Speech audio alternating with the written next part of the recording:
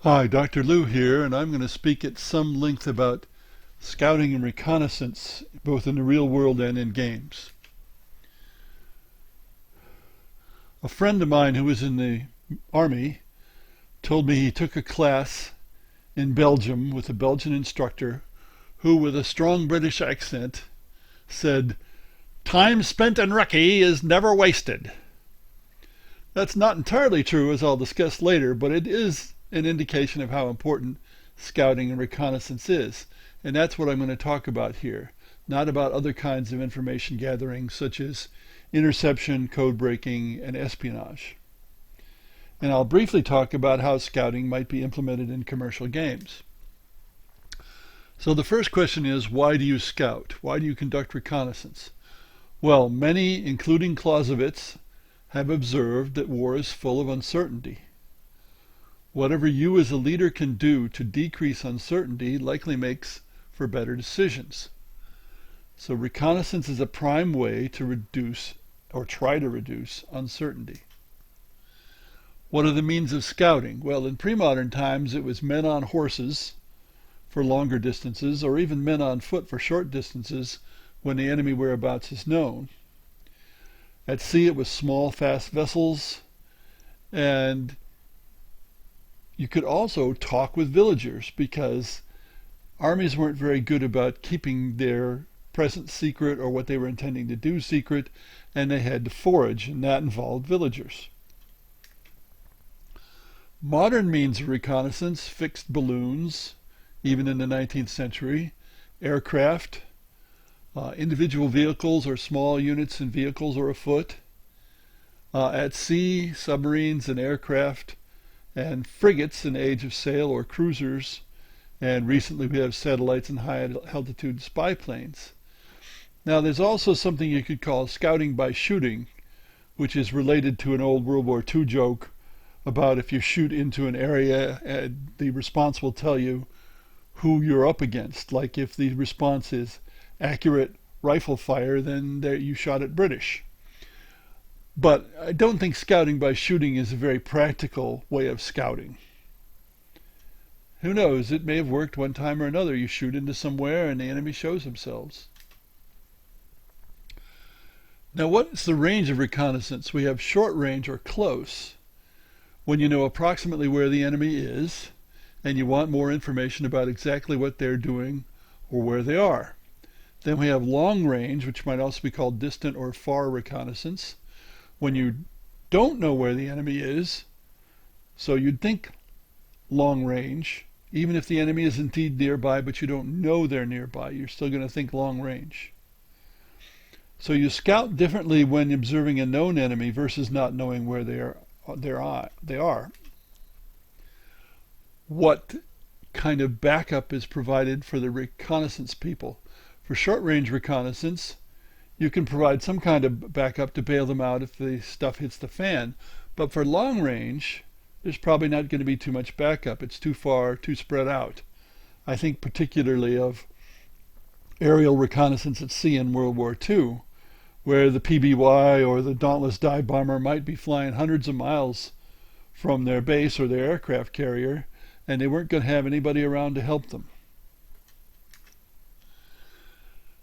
Now, how has this been dealt with historically? Well, ancient and medieval scouting was often poor, especially the distant scouting.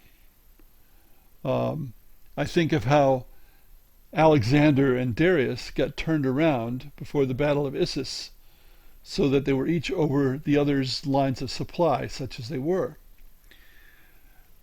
But generals weren't very enterprising in ancient and medieval times, and so even though that was true, occasionally ambushes of entire armies did take place, such as the Picts ambushing the Northumbrians at Nectansmere in 685 CE, or Hannibal ambushing the Romans at Lake Trasimene, I may not have pronounced that right, in 217 BCE.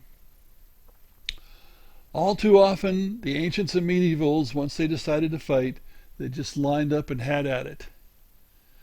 There were no supply lines. Cities were very hard to take, and it was hard to force the enemy to fight. Now, in more modern times, post-medieval times, it might be reasonable to say that as the time has passed, scouting has become more valued. Of course, that doesn't prevent surprise, but perhaps helps reduce it or minimize it. Another way to put it is, as the reach or range of influence of armies increases, scouting becomes more important. Now, I'm going to take an aside here in role-playing games, because there are games where scouting can make a difference. But scouting and other kinds of information gathering are rare in RPGs. Of course, scouting by a single person on foot, say in a dungeon, or even a horse outdoors can be quite dangerous. So there tends to be a lack of scouting in RPGs. I think perhaps also it's regarded as not manly. I remember when we played D&D at one time, we had some people who could fly and some people who had invisibility capability, and we'd run cutting out expeditions once we knew where the enemy was and capture a guard by stealth and by magic and take them back and squeeze them till the pips squeak, that is, interrogate them. Of course, that's related to the value of prisoners. Many GMs don't want their players to know too much. They don't want them to find things out. And so taking a prisoner will never get you anything useful, so you don't take prisoners. Now, keep in mind, this sort of thing, scouting, is in a way part of the indirect rather than a direct approach, but most players are direct. It's against the tradition, scouting is, of busting open the door and rushing in. Or perhaps most likely of all, scouting is too cerebral. It requires too much thought. It requires too much time. There's not enough action, so players are not interested in it. What about in miniatures battles? Well, miniatures tend to be games where all the information is visible on the table, as with most older board war games. Uncertainty can be added, of course, but it's not typical. Some minis rules include a flanking movement, but there's not usually a way you can scout for that. Can you overdo scouting? Yes. You give away information by how and where you scout. Your scouts, when captured, may give something away. Too much scouting may let your enemy deduce what you're intending to do. Moreover, you can use scouting or information gathering in general as an excuse not to act. Well, let's just try to find out a little more. But historically, too little scouting was much more likely than too much. Now, how does this work in commercial war games? First of all, you need a game where reconnaissance is useful, and in many it's not. If the designer doesn't want scouting to be important, it probably won't be, even in role-playing games. Scouting is much more likely in video games that use the fog of war, because the normal condition is you don't know what's going on, as opposed to a board war game where the normal condition is you can see what's going on. In tabletop games, you're more likely to see scouting in games using blocks for uncertainty or some other method.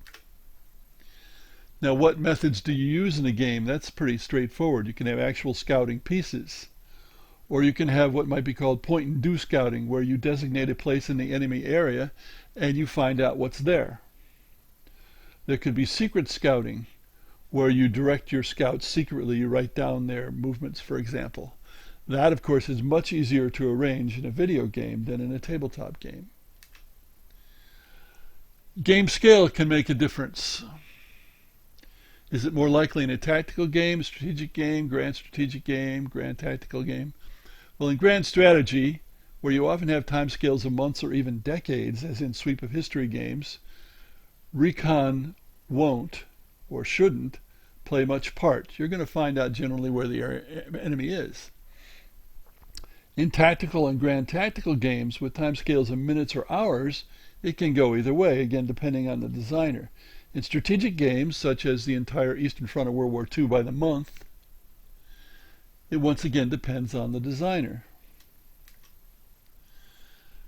In general, I'd say it's neglected. Scouting in commercial games is kind of like logistics in commercial games. Even though it's very important in the real world, it often isn't represented in games. Games, remember, are about generalship, not about war. In professional war games, those for training the military, I'd bet scouting and logistics are much more often represented, but I don't know. So, reconnaissance is vital in the real world, sometimes not in the commercial game world. Thanks for listening.